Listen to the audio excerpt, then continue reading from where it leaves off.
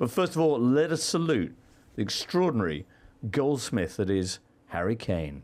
Yeah, what a fantastic player he is. I think it incredibly goes underneath the radar a little bit just how good he is because he is so fantastic so consistently.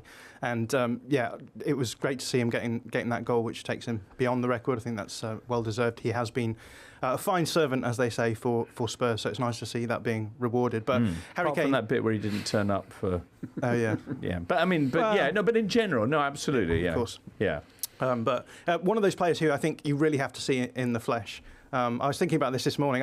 When I was an undergrad, I went to St Andrews in Scotland, where they play a lot of golf, and I used to play golf on the courses that you would then see very good golfers play on. And it's only when you're playing on a golf course that you're used to playing on and seeing a pro play on it that you realise how bad you are at golf. And I think I've had the same experience watching Harry Kane play football, because when you see him in the flesh, he does things that are just remarkable. I remember the game that saw Marcelo Bielsa get sacked against Spurs about a year ago, actually, to not far off a year ago today.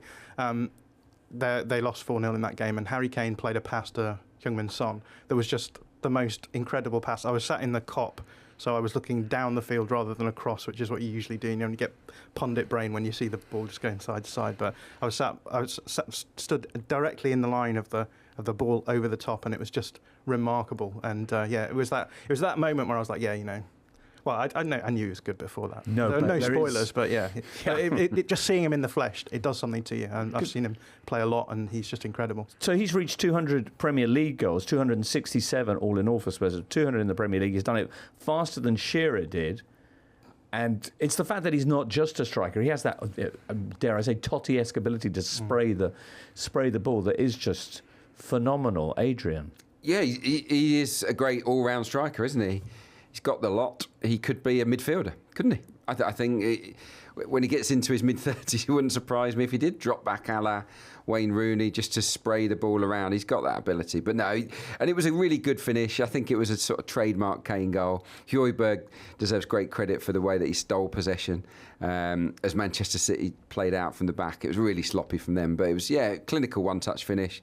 And actually just seeing that smile on his face, even though I'm of an Arsenal persuasion, you can't help but feel happy for someone like that. He's a nice guy, and he clearly meant a lot to him to break Jimmy Greaves' record. And now that he's finally done it, Shearer is in his sights for the big one. Crikey. How many is he off that? 67, is it?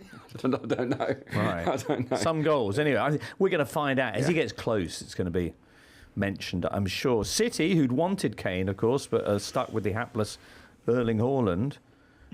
He was also making history in this game. He had 0 shots in a match, not only for the first time in the Premier League, but, Tor Haugsgaard reports, for the first time in any game that he's played since Dortmund met Duisburg in the German Cup. Have I said that right? Duisburg? I think it's Duisburg. Duisburg. Since Dortmund met Duisburg in the German Cup on the 14th of September 2020, as you recall, Daniel.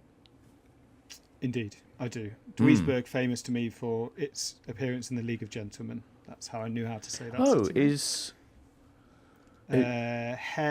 what's his name? Herr Lipp? Yes, Herr Lipp is from Duisburg. Herr Lipp is from Duisburg, is he? Duisburg have a zebra for their badge as well, don't they? If I recall correctly. Is that right? Yeah, which is quite fun. Okay. I have nothing Duisburg to offer. All right. What do you feel about Erling Haaland not having...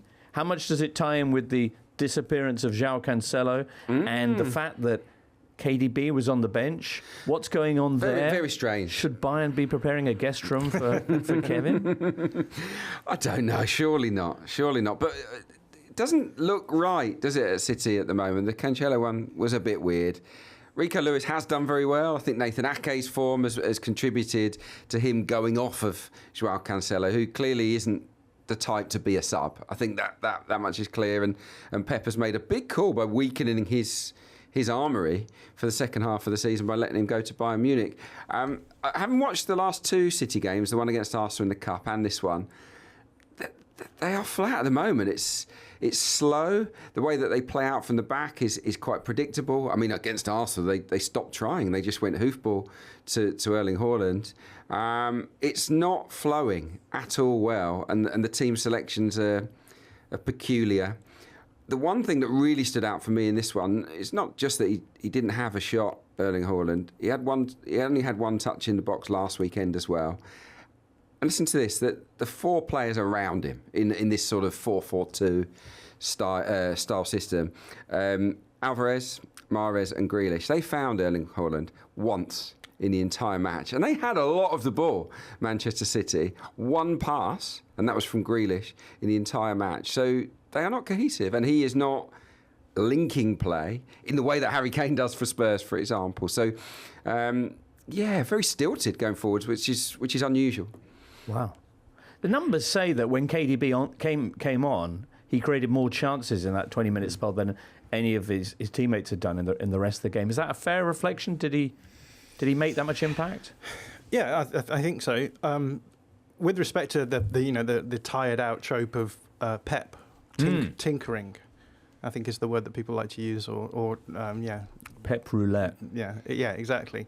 I think I'm going to say something that's probably going to be unpopular amongst most people, but I think he gets a hard rap with that, because I think the thing with Pep is that he innovates all the time. He's a problem-solving manager. He sets his teams up to be able to exploit weaknesses of the teams that he's facing. And most of the time it works out. When it works out, people are like, well, it's Man City, isn't it? They've got the better players, etc., etc. When it doesn't work out, they're like, well, here we go, Pep managing to pep it up again. And I always try and respond to when he makes those sorts of decisions, thinking about like what was it that he was trying to do. He was clearly changing things up. A number of things were different. So Rico Lewis we talked about him being a central midfielder who everts last time I was on. He was on the other side of the double pivot. So usually he's on the right, he was on the left this time round. And they played a sort of, you called it a 4-4-2, but obviously with the inverting fullback, it became like a 3-5-2 as well. So he's clearly trying to do something. He was dropping Kevin De Bruyne for tactical reasons in his words. The thing is when you bring on a player like De Bruyne, they're so good that they end up sort of having these moments which produce things that the system would never produce, and which makes it a sort of difficult prospect, really. Daniel, was it you who was pointing out as well that he is a man who has been able to manage not just at City but at other super clubs incredible collections of superstar players without mostly a hint of dissent from them, even when they were left on the bench. As such, his man management skills shouldn't really be questioned too much. No, I think the one potential criticism is that when something goes awry, whether it's tactical or not, his reaction is generally tactical. So I think there probably is a body language issue at City. I don't think it's any coincidence, although in very different circumstances. I don't think it's a coincidence that last season's top 3, Liverpool, Chelsea and Manchester City, are all way off it this season at the same time for different reasons, but I think that's too coincidental. I think there has been an inevitable kind of sigh of, not of relief, but a kind of sigh of exhaustion after those title chases, and I think his reaction to that is normally to try and innovate tactically, because that's what he's good at, and when that doesn't work, inevitably that draws criticism. I was very surprised by the formation yesterday. I mean, before the game I looked at it, and I'm a tactical dunce really, but I looked at it and I thought, well, Spurs are probably the most renowned counter-attacking team in the Premier League, and you were basically playing with 2 defenders for most of it. It was this kind of 2-4, what was it, 2-3-4-1 or whatever it was, and it looked like that, particularly in the second half. De Bruyne, they did create more chances or more openings when De Bruyne came on, but they also looked really open. And the whole point of Guardiola football is you're meant to kind of control the controllables, and there was no control in the second half of that game. We say Spursy, don't we? Usually in a negative way, but is there anything more Spursy than Manchester City going to play them away from home and then? Well, not at this stadium. So we talked about Arsenal's problems at Goodison, but Man City 5 visits to the Tottenham Hotspur Stadium and not a single goal scored. Why would that be? I don't know. It's 84 shots, which is a lot of shots to take without scoring, shots. I believe. Yeah, so they've taken to no goals. Yeah, it is amazing. Right. I was surprised at the formation. Obviously, he's putting a lot of faith in young Rico Lewis, isn't he? And I see a good player there, but I don't see someone that's a game changer yet in terms of being that person that comes into midfield and and does what Zinchenko does for Arsenal, for example, in terms of making those passes. For me, it was a wrong match to play this formation. Spurs go with the 2 central midfielders normally, don't they? And I think it's a weakness of theirs because you can overload them in there. And what Pep did here was do the opposite of that and actually just go with Rodri and Bernardo plus Rico Lewis sometimes, which I thought backfired. I did, yeah. And speaking of that counter-attacking, this is a long-term issue for City. In the years immediately prior to Guardiola joining and just after he joined, Leicester used to have the kind of, what am I third? I think Leicester used to dominate them with this soaking up pressure and then counter-attacking with Riyad Mahrez and Jamie Vardy, and basically Spurs are an upgraded version of that with Kane and Son. And if they get it right, then they create 2-on-2 or 3-on-2 situations more often than a team with Manchester City's control should have. Mm. Yeah, I think the thing about modern football is that you want to try and get as many players forward as you can if you're an elite attacking team, and then be able to protect them in behind. And that's always going to be a weakness for teams like Man City and Arsenal. They're always going to worry about how they're defending when they're attacking.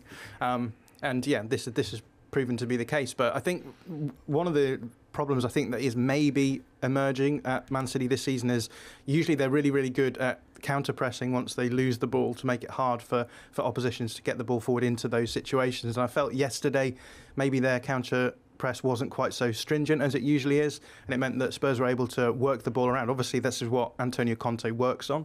They like to have these automatisms, these patterns that they play, which the players will know how to do, where players will be even without having seen them necessarily, which allows them to then expand quickly through a high press. And I felt that was, again, quite evident yesterday. The Totally Football Show podcast is available 3 times a week, bringing you all the football news you could reasonably be expected to care about. We've got views, we've got stats, we've got analysis, we've got some of the best football writers around, and the whole thing is absolutely free. So have a listen on Spotify or Apple Podcasts or all the usual places by clicking on the link below.